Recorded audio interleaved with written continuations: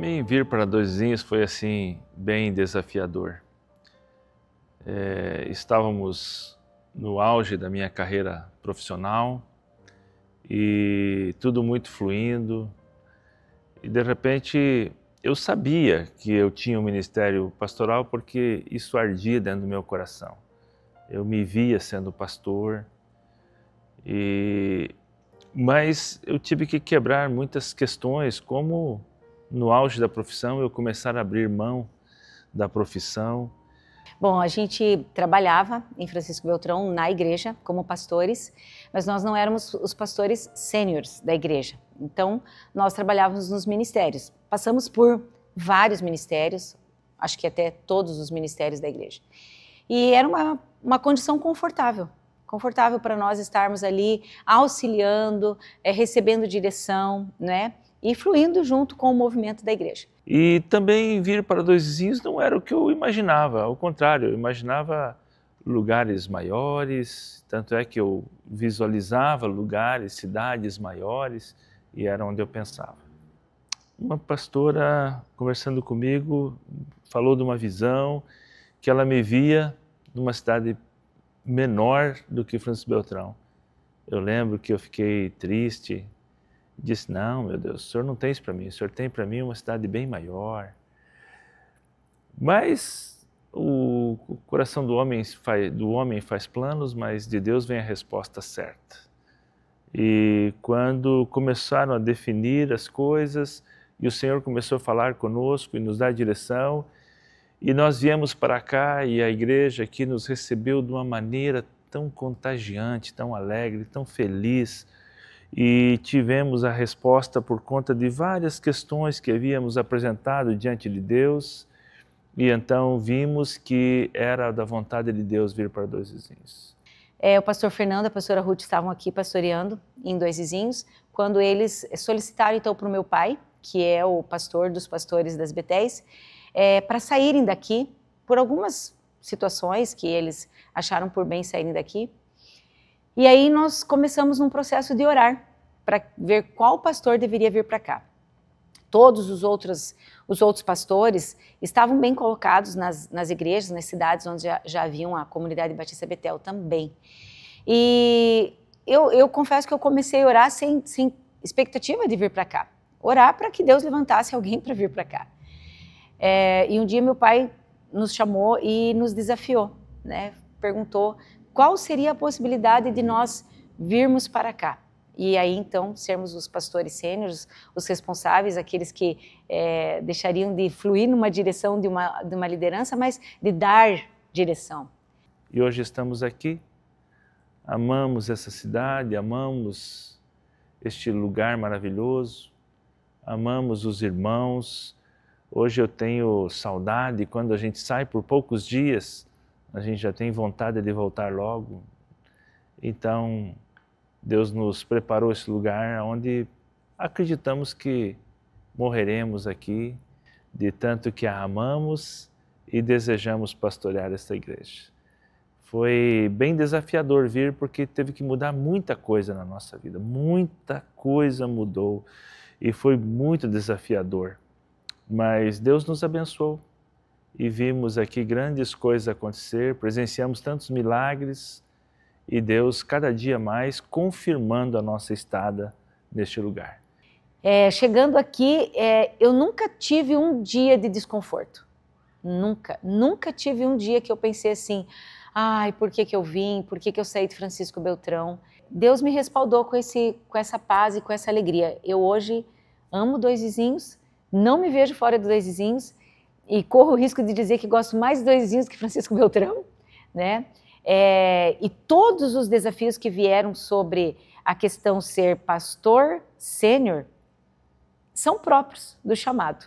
Então, eu jamais deixaria com que isso fosse sair dos limites da minha vida e da minha casa, porque eu disse sim para Deus. Ninguém tem nada a ver com o meu sim para Deus. E esse sim para Deus trouxe de Deus aquilo que eu precisava para estar aqui hoje e muito feliz de estar.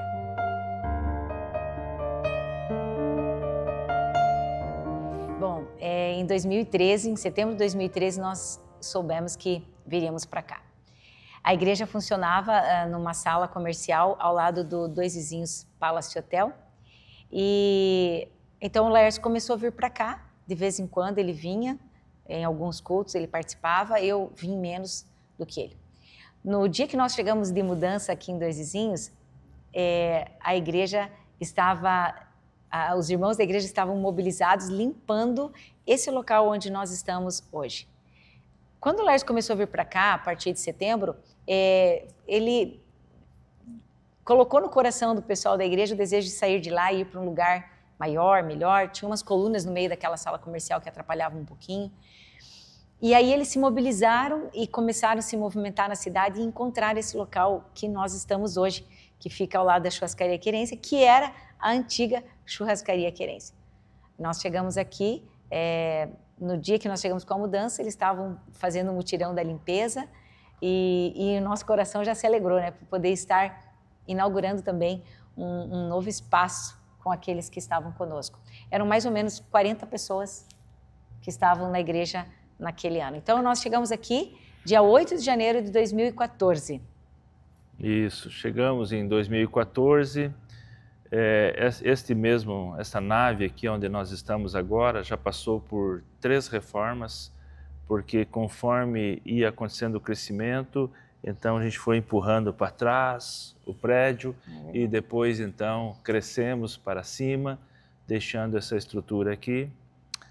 Quando chegamos, a igreja tinha um terreno que havia sido comprado anteriormente em 6 parcelas e havia sido pago 2, então nós, pela graça de Deus, conseguimos pagar as outras 4 parcelas, que eram de 6 em 6 meses.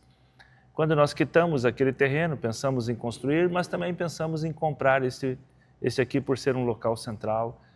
E Deus nos deu a graça, compramos esse prédio e daí fizemos essa última reforma. E depois... E já estamos pensando na próxima. E Deus vem dando um crescimento extraordinário, né? Um crescimento exponencial extremamente importante. Mas minha maior questão não é o crescimento numérico, mas sim o crescimento espiritual que cada membro da igreja adquiriu, um crescimento na área da família, um crescimento nas perspectivas financeiras, crescimento no amor, crescimento no conhecimento das Escrituras. E isto formou esta igreja, que hoje é composta de líderes poderosos em obras. Nós não somos uma igreja conduzida por nós, um casal, mas sim conduzidas por líderes eficazes que amam a Deus, que temem a Deus, que aborrecem o pecado. Eu lembro de uma palavra bem especial que marcou aquele nosso início. A gente sempre fala, né, que Deus foi com a nossa cara, porque não tem uma explicação natural, física, humana, para tudo que a gente já viveu nesses 11 anos que a gente está aqui. E me marcou muito a ousadia que Deus trouxe para o coração do Laércio. Uma das palavras que inclusive me chocou, quando ele começou a profetizar nas suas pregações, ele dizia: Deus vai nos dar 10 anos em um ano. 10 anos em um ano. E ele falou isso muitas vezes, repetidas vezes. Eu não lembro se foi no primeiro ano que a gente esteve aqui, mas no segundo ano. E a partir daquela palavra profética, nós começamos a viver o extraordinário, as coisas começaram a acontecer, as pessoas começaram a quebrantar o coração para o Senhor e debaixo do nosso discipulado, né, debaixo do nosso pastoreio. Então eu sempre disse isso, né? Deus foi com a nossa cara, porque a gente olhava para nós, para a nossa capacidade, para aquilo que a gente tinha para oferecer e não correspondia com aquilo que estava acontecendo. Então tudo que a gente viveu, com certeza, é um movimento de Deus. O maior crescimento também que vivi foi na pandemia.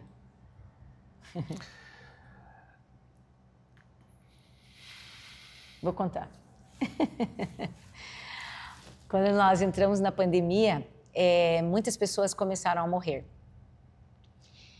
E aquilo que a gente estava vendo na televisão e ouvindo pelos meios de comunicação, começaram a ficar próximos de nós.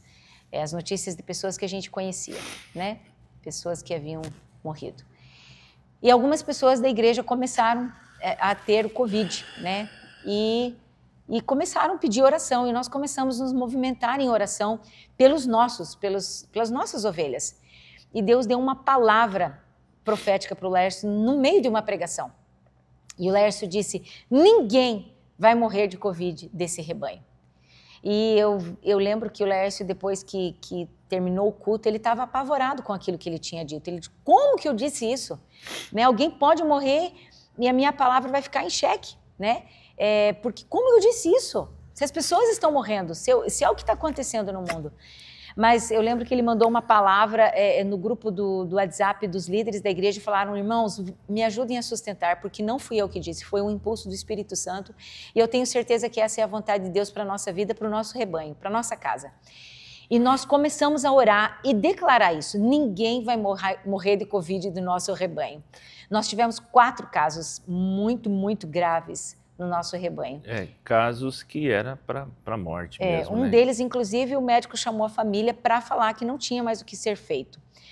E nós continuamos sustentando essa palavra profética: ninguém vai morrer de Covid do nosso rebanho. Todos os cultos, todos os dias, era orado, chamamos a igreja para sustentar.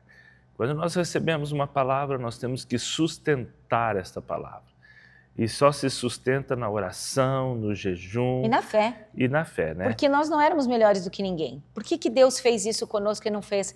Porque a gente decidiu crer na palavra profética. E Deus fez conforme aquilo que nós cremos. E a Bíblia fala, né? Cri, por isto falei. E daí, em outro momento, nós também dizemos: nós cremos e por isso falamos. Então, crer e falar. Este foi o maior crescimento. Então, existem vários tipos de crescimento. Este foi o mais marcante na minha vida, não como outros, né? Graças a Deus, outros momento lá também tão poderoso, quando Deus nos deu uma direção de comprarmos uma chácara, que foi um milagre também de Deus. Espetacular. Né?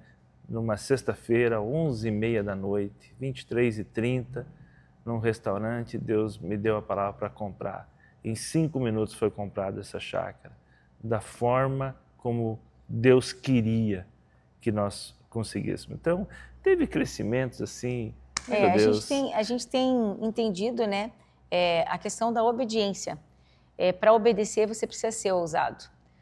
Eu lembro também de uma outra palavra que o Lércio falou, que marcou muito a minha vida, que eu carrego hoje comigo, é ser forte e corajoso. Quando a gente lê Josué, recebendo essa instrução de Deus, seja forte e corajoso, a gente pensa muito na humanidade, na questão física, ser forte e corajoso, para as coisas comuns que a gente vê no dia a dia. Mas nós precisamos ser fortes e corajosos para obedecer a palavra de Deus. E os comandos de Deus, eles são desafiadores porque eles não são comuns, né? E a gente precisa ser forte e corajoso para obedecer aquilo que Deus dá como direção para as nossas vidas. Então, glória a Deus, né, por mais um ano que estamos aqui e comemorando esses 15 anos, uma igreja que ainda é uma adolescente e que já experimentou tanta graça do Senhor. Que Deus abençoe a igreja a crescer e Amém. Prosperar cada dia mais em todos os níveis de crescimento que Deus tem para nós. Deus abençoe você, igreja, em nome de Jesus. Amém.